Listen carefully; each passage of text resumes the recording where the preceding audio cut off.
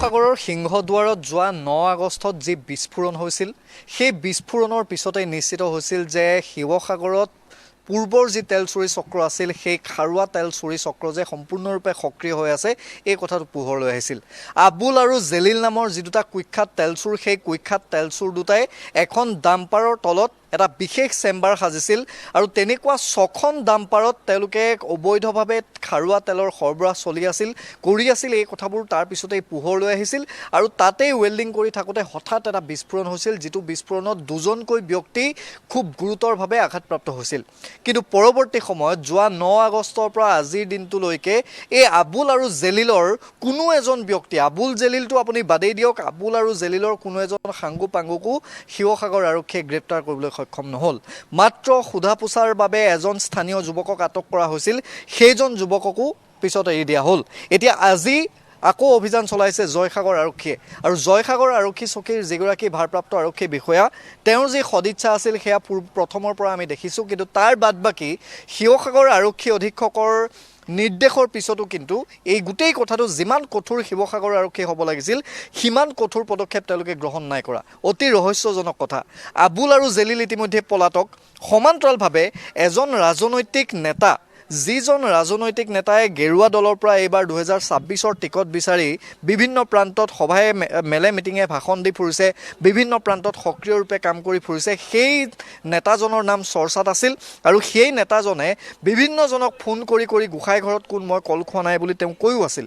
এতিয়া তাৰ পিছতো সেই নেতাজনক আজি পৰ্যন্ত কোনো ধৰণৰ সোধা পোছাৰ বাবে অনা নহ'ল আৰু যিখন ডাম্পাৰ জব্দ কৰা হৈছিল সেই ডাম্পাৰখন এতিয়াও জয়সাগৰ আৰক্ষী চকীতে আছে আৰু জয়সাগৰ আৰক্ষী চকীত থকা এই যিখন ডাম্পাৰ, এই ডাম্পাৰখনৰ পৰৱৰ্তী পৰ্যায়তনো কেনেধৰণে এনেকুৱা ধৰণৰ আৰু 6খন ডাম্পাৰ ক'ত চলি আছে, নাহৰকটীয়া চাচনিৰ পৰা তেল আহে, ক'ত এই তেল তেওঁলোকে চালান দিয়ে, ক'ত তেওঁলোকে ইয়াৰ পৰা যোগান দিয়ে আৰু যিকেইটা গোপন চেম্বাৰ তাত উদ্ধাৰ হৈছিল খাৰুৱা তেলৰ যি চেম্পুল সেই চেম্পুল ইতিমধ্যে ফৰেনচিকে তেওঁলোকে পৰীক্ষা কৰি আছে, তাৰ ৰিপৰ্ট এতিয়ালৈকে অহা নাই। কিন্তু আবুল আৰু জেলিল ক'ত পলাল? আবুল আৰু জেলিল তেওঁৰ সাংগু পাংগু এতিয়ালৈকে এটাও গ্ৰেপ্তাৰ হোৱা নাই আৰু এই কুখ্যাত তেল চুৰ দুটাক এজন উচ্চ পদস্থ আৰক্ষী বিষয়াই প্ৰতি মাহে দুজনকৈ আৰক্ষী বিষয়াই প্ৰতি মাহে 1 লাখ টকালৈ তেওঁলোকক ৰক্ষণাবেক্ষণ দি আছিল।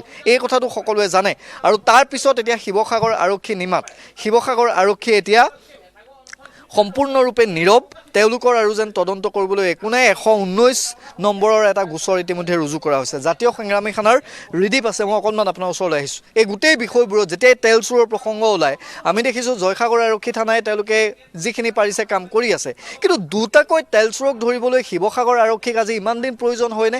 নে এই গোটেই তেল চুৰ দুটাক পলাবলৈ, বেইল ল'বলৈ, জামিন ল'বলৈ তেওঁলোকে সুবিধা কৰিছে শিৱসাগৰ আৰক্ষীয়ে? নহয়, চাওক, সাধাৰণ মানুহৰ কথা বতৰা যেতিয়া আহে বা বিভিন্ন দল সংগঠনৰ ওপৰত আচলতে সততে এই জঁপিয়াই পৰা শিৱসাগৰ আৰক্ষীয়ে নিশ্চিতভাৱে শেহতীয়াকৈ কাৰবাৰবোৰে এটা কথা প্ৰমাণ কৰি দিছে যে তেলৰ কাৰবাৰ বা উজনি অসমত যিবোৰ তেলৰ চুৰি চক্ৰ চলি আছে তেওঁলোকৰ লগত কোনোবাখিনিত তেওঁলোকৰ গোপন মিতিৰালি আছে। এই কথা জল পটপটকৈ ইতিমধ্যে প্ৰমাণ হৈছে। কাৰণ ইয়াৰ পূৰ্বে আমি দেখিলোঁ কৃষ্ণ আগৰৱালাৰ এগেইনষ্টত আমি এজাহাৰ দাখিল কৰিলোঁ, এজাহাৰখন আজি পৰ্যন্ত ৰেজিষ্টাৰ কৰাৰ শিৱসাগৰ আৰক্ষীয়ে সাহসখন গোটাব নোৱাৰিলে। ইয়াৰ পাছত যিটো আজি 13টা দিন অতিক্ৰম কৰিলে, কেৱল মাত্ৰ ডাম্পাৰখন জব্দ কৰিয়ে দায়িত্ব সামৰিলে।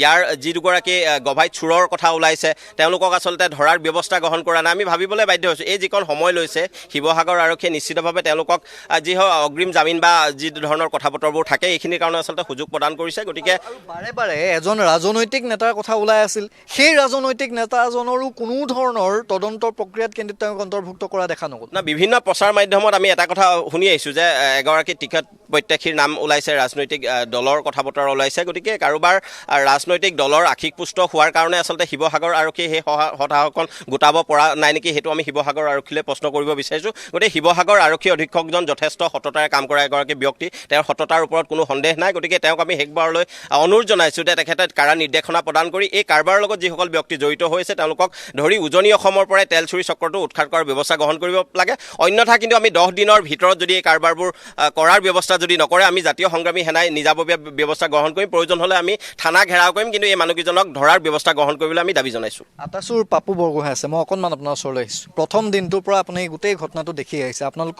ঘটনাস্থলীলৈ গৈছিল, তাত কেনেধৰণে এই কুখ্যাত তেল চোৰ দুটাই এটা সময়ত গৰু চুৰি কৰি এটা গৰুৰ ব্যৱসায় তেওঁলোকে দেখুৱায়, কিন্তু তলে তলে তেওঁলোকে কৰি আছিল খাৰুৱা তেলৰ ব্যৱসায়, আৰু গোটেই ব্যৱসায়টোত যে আৰক্ষী জড়িত হৈ আছে সেই কথাটো ইতিমধ্যে নিশ্চিত হৈছে। আৰু আৰক্ষী অধীক্ষকগৰাকীয়ে নিৰ্দেশ দিয়াৰ পিছতো এতিয়ালৈকে জেলিল আৰু এই আবুল নামৰ যি দুটা তেল চোৰ, এই কুখ্যাত তেল চোৰ দুটা কোনে ৰক্ষণাবেক্ষণ দিছে?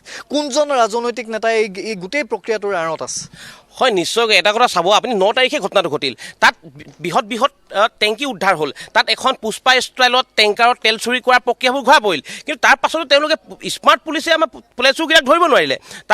তাৰ আমি এই ঘটনাৰ যেতিয়া মূল বিচাৰি আমি ৰাইজৰ লগত কথা বতৰা পাতিলোঁ, গোটেই বিভিন্ন মহলৰ পৰা আমি গম পাইছোঁ যে এজন শাসকীয় দলৰ এজন টিকেট প্ৰত্যাশিত নেতাৰ ইয়াত নাম সামোৰ খাইছে, আৰু সেই টিকেট প্ৰত্যাশিত নেতাৰ নামজন ওলাই পৰে বুলিয়ে, তেওঁ ভাগৰ গোটেই কাৰবাৰটো ওলাই পৰে বুলিয়ে তেওঁ চাগে এই পুলিচ প্ৰশাসনে ধৰা নাই।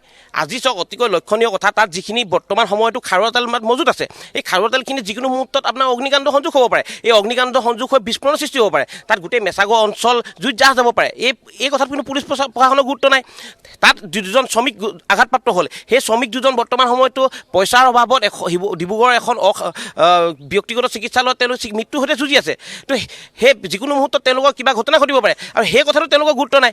তেওঁলোকে মাত্ৰ পুলিচ প্ৰশাসন এই চোৰকেইটাৰ হাতত যে হাতৰ মুঠিত যে সোমাই আছে, যে এই তেল চুৰি চক্ৰটো গোটেইটোৰ লগত যে জড়িত হৈ আছে, এই কথা কিন্তু আজি প্ৰমাণ হৈছে।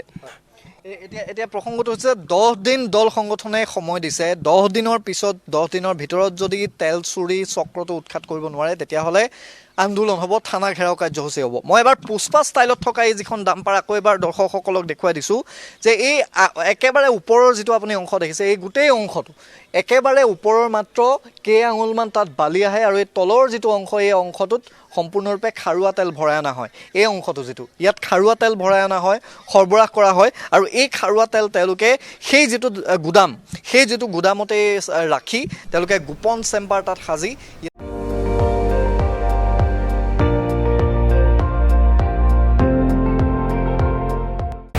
আপুনি চাই আছে ND24, সৰ্বশ্ৰেষ্ঠ নহয় সৰ্বোত্তমৰ দৌৰ।